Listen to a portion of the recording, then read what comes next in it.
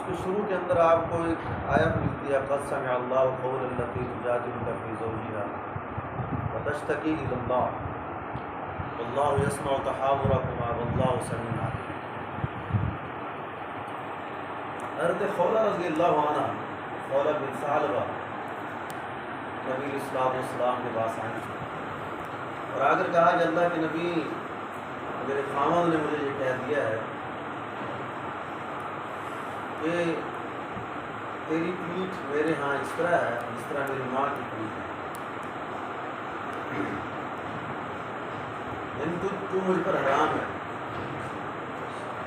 یعنی اس نے مجھے اپنی ماں کہہ دیا ہے، زہار کر لیا ہے کہ بندہ کسی سے اپنی بیوی سے زہار کر لے تو بیوی اس پر حرام ہو جاتی ہے۔ میں کہ اللہ کے نبی میں کیا کروں، چھوٹے چھوٹے میرے بیٹے ہیں، اوس بن صامت، جو عبادہ بن صامت رضی اللہ عنہ کے بھائی تھے، انہوں نے کہہ دیا اپنی بیوی خولہ کو۔ نبی علیہ السلام نے کہا کہ خولہ تو واپس چلی جائے، میرے پاس شرعی حوالے سے تیرے لیے کوئی حکم موجود نہیں، میں کچھ بھی نہیں کہہ سکتا، میرے پاس تیرے حوالے سے اللہ کے ہاں ابھی تک کوئی حکم نہیں اترا۔ یعنی کہ جو بندہ اپنی بیوی سے زہار کر لے، اس زہار کا کیا حل ہے میرے پاس نہیں، کیونکہ شریعت ابھی تک نہیں ہوتی، میں تجھے کچھ بھی نہیں بتا سکتا۔ آپ علیہ السلام کے سامنے رونے لگتی اور بار بار یہ استدعا کرنے لگی کہ اللہ کے نبی، میرے چھوٹے چھوٹے بچے ہیں، میں کیا کروں، چھوٹے چھوٹے بچے ہیں، میں کیا کروں گی، پریشان ہوں میں، آپ حل بتائیں۔ آپ نے کہا میرے پاس کوئی حل نہیں ہے، جو مرضی کر دو۔ حتیٰ کہ اللہ نے کہا کہ وہ جھگڑا کر رہی تھی، اللہ نے جھگڑا کر رہی تھی۔ آپ علیہ السلام نے کہا خولہ جاؤ، وہ جا رہی تھی، راستے کے اندر آپ نے فوراً اسے بلایا، کہا کہ جاؤ خولہ کو بلاؤ، واپس آؤ۔ تو واپس آئی، کہا کہ اللہ نے تیرا حل میرے پاس بھیج دیا ہے، فرشتہ آ گیا ہے، فرشتے نے آیات کار دی، قد سمع اللہ قول التی تجادلک فی زوجها وتشتکی الی اللہ واللہ یسمع تحاورکما واللہ سمیع علیم۔ یہ آگے حل ہے پورے کو پورے۔ کہا کہ اپنے خاوند کو کہو کہ وہ اس طرح کرے کہ 2 مہینے لگاتار روزے رکھے، شہرین متتابعین۔ کہا کہ اللہ کے نبی وہ تو نہیں رکھ سکتا روزے روز، میں چلو پھر اس طرح کرو، اسے کہو کہ پھر وہ 60 مسکینوں کو کھانا کھلائے، تاکہ وہ بھی نہیں کھا سکتا۔ پھر کیا کرے، نبی علیہ السلام کے پاس ایک ٹوکرا دونوں کا کہا کہ یہ لے جاؤ اور جا کر مسکینوں کے اندر بانٹ دو۔ کہا کہ اللہ کے نبی ہم سے زیادہ کون ہے۔ آپ نے کہا چلو جاؤ، نہیں لے جاؤ، اور اسی طرح نبی علیہ السلام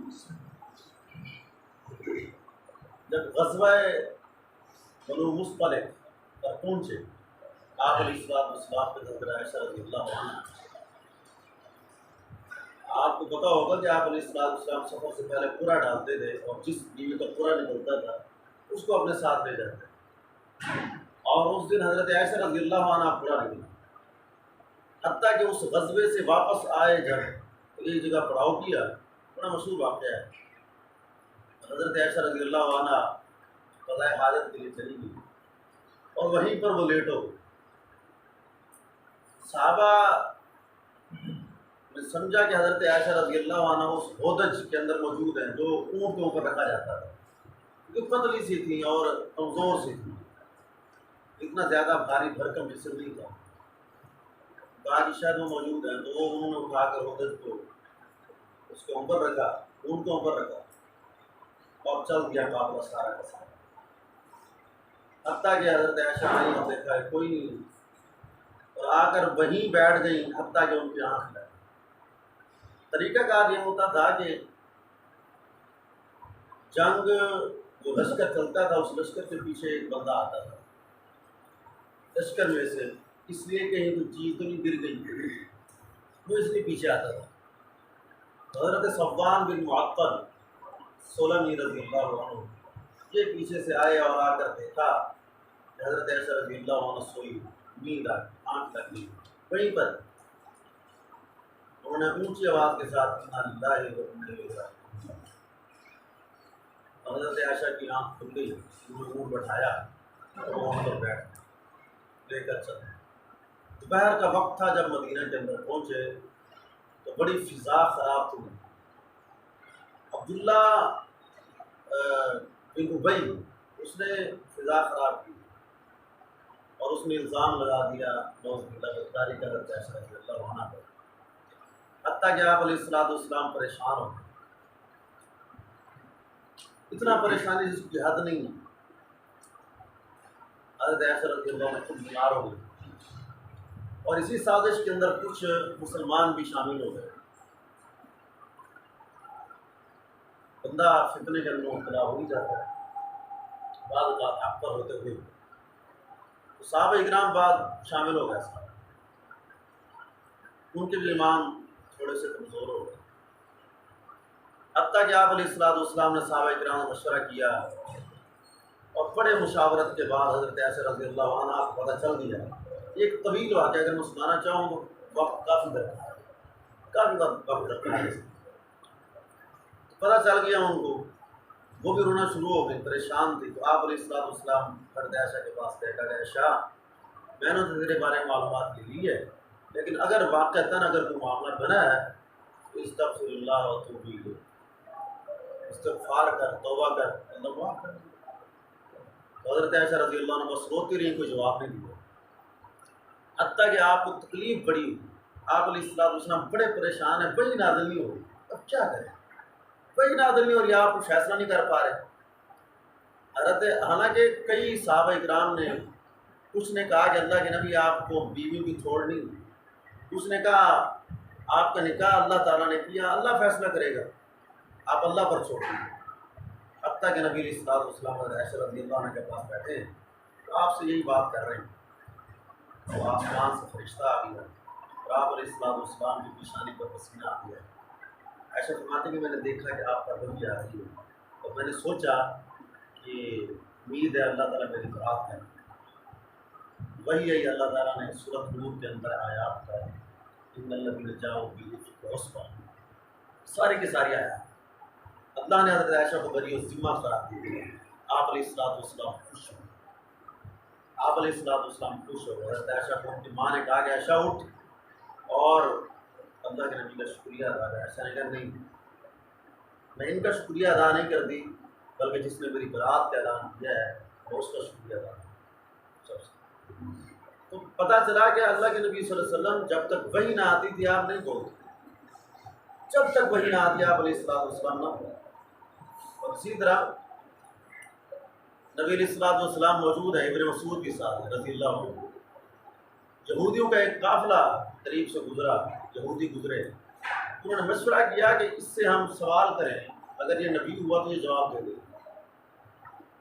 اگر یہ نبی ہوا جواب دے دے، اگر نبی نہیں ہے تو جواب نہیں دے۔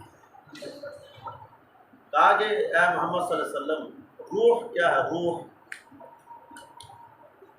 اچھا اس میں نا دو قسم کی روایات جو میں بیان کر رہا ہوں صحیح بخاری کی، لیکن ایک روایت اور بھی ہے، اس کے اندر تین سوال، ایک روح کے بارے میں اور ایک اصحاب کہف کے بارے میں، اور تیسرا بھی ایک سوال ہے میرے ذہن کے اندر ابھی نہیں، لیکن وہ روایت سندن ٹھیک نہیں، اسی ذوالقرنین کے بارے میں، تو یہ سندن روایت مجھے ٹھیک نہیں ملی، لیکن یہ جو بخاری کی روایت آپ کو سنا رہا ہوں جس میں ایک ہی سوال کا تذکرہ ہے، میں نے بار بار تحقیق کی اور مجھے یہی پتہ چلا، واللہ عالم، باقی میرا علم تو کم ہے، طالب علم علماء خود جانتے ہیں بات۔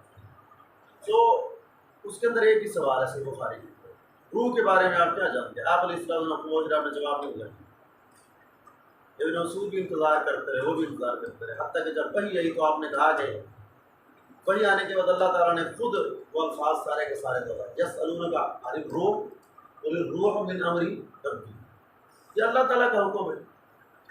بات کرنے کا مقصد یہ ہے کہ آپ کے پاس جب تک وحی نہیں آتی تھی آپ علیہ السلام نہیں بولتے، اور اسی طرح آپ علیہ السلام پر فرشتہ نازل نہیں ہوا، آپ 3 دن تہجد کے لیے نہیں اٹھ سکے، 3 دن آپ تہجد بھی نہیں اٹھ سکتے. ایک عورت آئی, اس نے کہا کہ یا محمد انی لارجو ان یکونا, میں کہ اے محمد میں امید کرتی ہوں کہ شاید کہ تیرے پاس تیرا شیطان آج کل نہیں آ رہا. نعوذ باللہ, تیرے پاس تیرا شیطان آج کل نہیں آ رہا, کیا وجہ ہے؟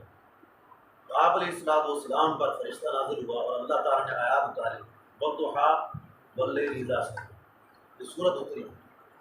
تو بات کرنے کا مقصد یہ ہے کہ آپ علیہ السلام وحی کے ساتھ ہی بولتے ہیں.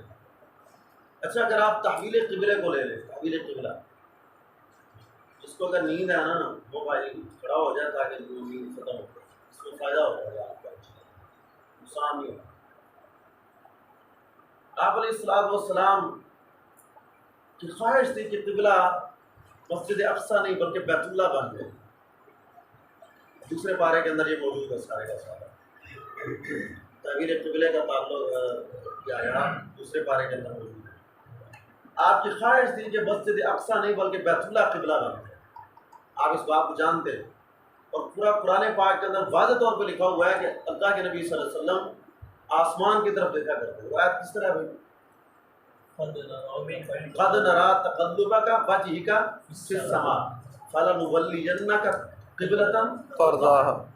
آپ علیہ السلام بار بار آسمان کی طرف دیکھا کرتے تھے, بار بار آسمان کی طرف دیکھا کرتے تھے. تو اللہ تعالیٰ نے اپنے نبی کے بار بار آسمان کی طرف دیکھنے کو دیکھ لیا اور کہا کہ محمد صلی اللہ علیہ وسلم, میں نے آپ کے اوپر بار بار آسمان کو دیکھنا دیکھ لیا ہے, میں نے, مجھے پتہ چل گیا ہے. اب میں حکم دیتا ہوں کہ تم اپنے چہروں کو بیت اللہ کی طرف, کعبہ کی طرف.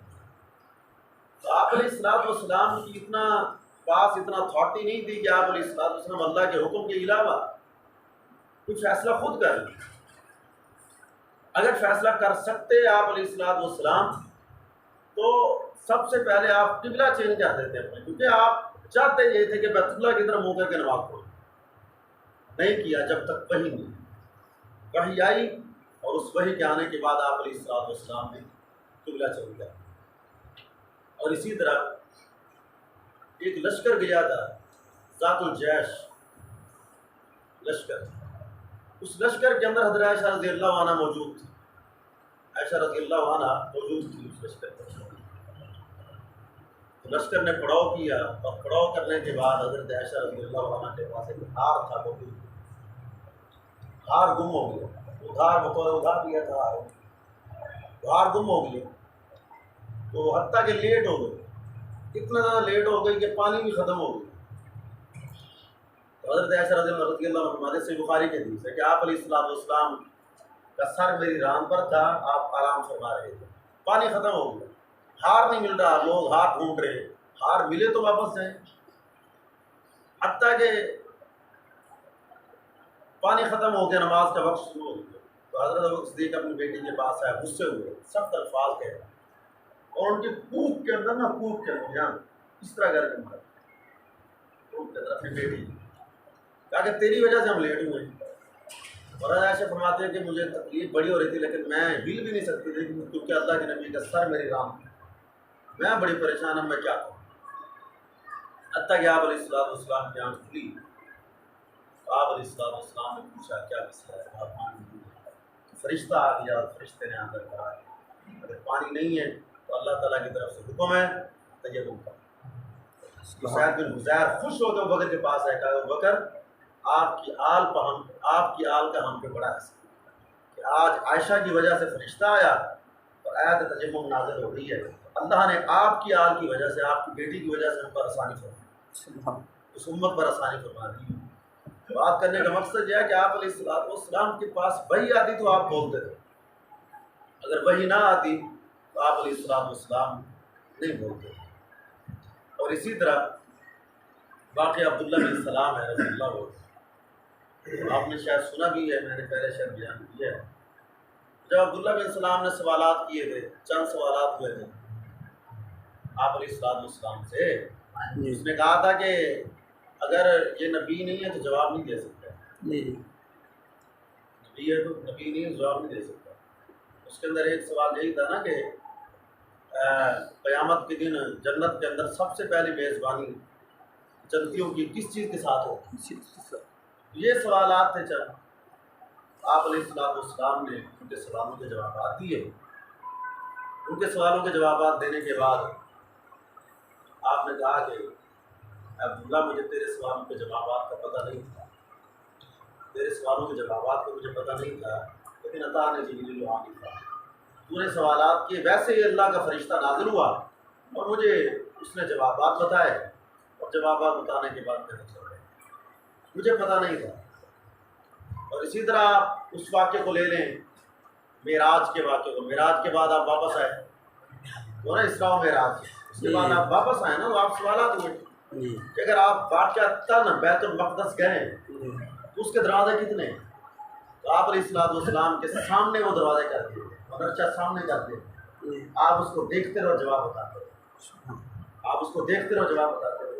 یہ سارے کے سارے میرے پاس اور بہت سارے دلائل ہیں، وقت کی کمی کے پیش نظر اور دن بھی کم ہے، میں نے چند دلائل آپ کو نوٹ کرا، ایسے دلائل جس میں آپ علیہ السلام وحی آنے کے بعد ہی بات کرتے تھے شریعہ بات، میں کوئی دلیل نہ دوں، آپ صرف ایک دلیل دے دوں، ما ینطق عن الہوی ان هو الا وحی، بس یہی کافی ہے کہ اللہ نے خود کہا کہ میرے نبی میری وحی کے علاوہ نہیں بول، جب تک فرشتہ نہیں آتا تو آپ علیہ السلام نہیں بولتے، فرشتہ آتا ہے تو آپ بولتے۔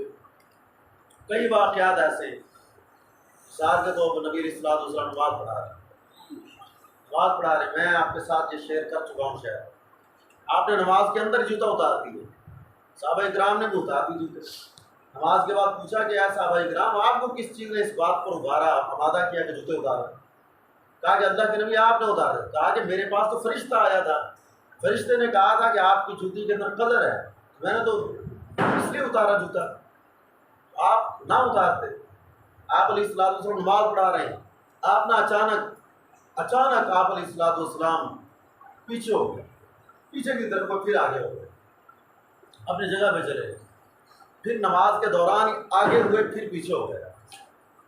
صحابہ اکرام نے سوال کیا، بعد میں پوچھا کہ اللہ کے نبی آج نماز کے اندر بڑا برعکس معاملہ ہوا ہے، آپ نے اس طرح کام کیا ہے، یہ کیا وجہ ہے، اس کی وجہ کیا ہے؟ آپ نے کہا کہ اے صحابہ اکرام، نماز کے اندر اللہ تعالیٰ نے جہنم کو میرے قریب کر دیا، اللہ نے جہنم کو میرے قریب کر دیا تھا، اسی لیے میں پیچھے تھوڑا سا ہٹا، پھر جہنم چلی گئی، پھر اللہ نے جنت کو میرے قریب کر دیا، میرے سامنے کر دیا، اور میں آگے بڑھا تاکہ جنت سے میں کوئی پھل توڑوں، پھر اللہ نے جنت مجھ سے دور کر دی، اوجھل کر دی، تو میں کہ یہ واقعہ ہوا۔ تو بات کرنے کا مقصد یہ، آپ علیہ السلام وہ کام کرتے تھے جو وحی آتی تھی، فرشتہ آتا تو بات ہوتی، فرشتے کے علاوہ بات نہیں۔ آپ حدیث جبریل کو اٹھا کے دیکھیں، حدیث جبریل بڑی مشہور و معروف حدیث ہے، حدیث جبریل، اس پر تقریباً میں نے 15 سے 16 جمعے پڑھائے ہیں، لیکن ابھی تک مکمل نہیں ہوئی، تو یہ بڑی جامع ترین حدیث ہے، اسے حدیث جبریل کہتے ہیں۔ اگر آپ اس کا مطالعہ کرنا چاہیں، جمعہ پڑھانا چاہیں تو اس پر کتب موجود ہے، آپ ڈاؤن لوڈ کر سکتے ہیں، یا آپ مکتبہ جہاز سے آپ لے سکتے ہیں، بڑی جامع ہے، یقین کریں اس کے اندر پورے کا پورا دین سمایا ہوا ہے۔ تو حدیث جبریل یہی ہے کہ نبی علیہ السلام تشریف فرما ہے، حضرت عمر تشریف فرما ہے، صحابہ اکرام تشریف فرما ہے، ایک شخص آیا اور عمر کہتے ہیں رضی اللہ عنہ کہ اس پر سفر کے اثرات بھی نہیں، سفید کپڑے، بہترین چہرہ، اچھا چہرہ، آ کر آپ کے سامنے دو زانو ہو کے بیٹھ گیا، آپ کے گھٹنوں کے ساتھ گھٹنے لگا، دو زانو ہو کر بیٹھ گیا آپ کے ساتھ، اور آپ سے سوال کرنے لگ گیا اخبرنی عن الاسلام، آپ نے جوابات دیے، طویل حدیث ہے، میں مکمل ذکر نہیں کرنا چاہتا، آپ سے سوالات کیا اخبرنی عن الاسلام، آپ نے جوابات دی، پھر اس نے کہا اخبرنی عن الایمان، آپ نے اس کا بھی جواب دیا، اس نے کہا اخبرنی عن الساعہ، آپ نے اس کا بھی جواب دیا، تو کہا کہ قیامت کی نشانیاں کیا ہیں، آپ نے ان کا بھی جواب دیا۔ تو آپ علیہ السلام آخر کے اندر نا وہ اٹھ کے چلا گیا، اور اسی دوران وہ سوال کرتا اور سوال کے جواب کے ساتھ کہتا صدقت ہے۔ تو حضرت عمر فرماتے ہیں کہ میں بڑا حیران ہوا کہ یسأل و یصدق، یہ سوال بھی کرتا اور ساتھ تصدیق بھی کرتا ہے، اس سے پتہ چلا کہ اس بندے کو ان سوالات کے جوابات کا پتہ ہے۔ تو آپ عمر حیران ہوئے بڑے زیادہ، اور اس کے بعد وہ چلا گیا۔ جانے کے بعد حضرت عمر سے اللہ کے نبی نے پوچھا، اے عمر پتہ ہے یہ کون تھا؟ پتہ ہے یہ کون تھا؟ کہا کہ اللہ و رسول آپ جانتے ہیں، آپ کا رب جانتا ہے۔ آپ نے کہا کہ اللہ نے جبریل ہوں جو عالم دین کو، یہ جبریل تھے جو تمہیں تمہارا دین سکھانے کے لیے۔ تو یہ جبریل ہی ہے، فرشتہ۔ اس فرشتوں کو یہودی اپنا دشمن کہتے تھے، اس لیے کہ یہ فرشتہ وہی لے کے اللہ کے نبی کے پاس آتا ہے، اس لیے یہودی اس کو دشمن کہتے تھے۔ تو یہ چند دلائل تھے جو میں نے آپ کو دیے ہیں، تو ان کو نوٹ بھی آپ نے کرنا ہے اور یاد بھی کرنا ہے، اپنے ذہن کے اندر رکھنا ہے۔ تو یہ دلائل دے کر پتہ یہ چلتا ہے کہ آپ علیہ السلام کو حدیث بھی وحی ہے اور قرآن بھی وحی ہے۔ جس طرح قرآن وحی ہے اسی طرح نبی علیہ السلام کا فرمان بھی وحی ہے۔ اور اسی طرح ٹائم باقی ہے، چند چیزوں اور ہے۔